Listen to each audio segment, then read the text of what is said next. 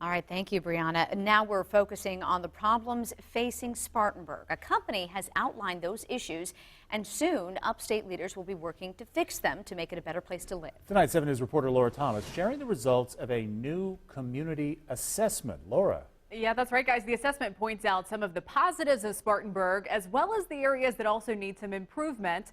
They looked at data, as well as they just asked people who live here. Leaders say they decided as a community that they wanted to plan that future together.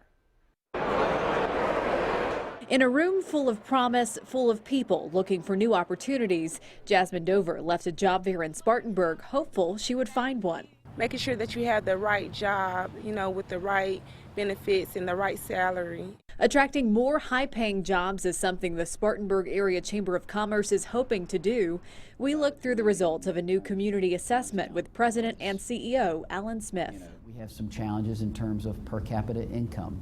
That needs to grow. We need to attract higher wage jobs. Since September, they've been working with an outside company to look at Spartanburg's strengths and weaknesses. They point out the need to raise the standards in local schools, the low percentage of adults with a college degree, and the need to keep those students here after they graduate. The assessment also praised the area for its manufacturing sector growth.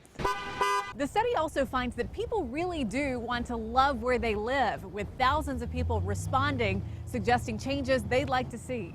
People are dedicated, almost obsessed here with improving Spartanburg.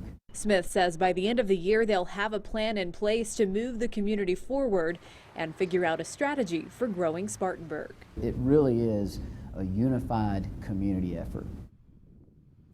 And when they asked people what they wanted to see if they were to move away and come back in 10 years, most everybody mentioned the downtown area.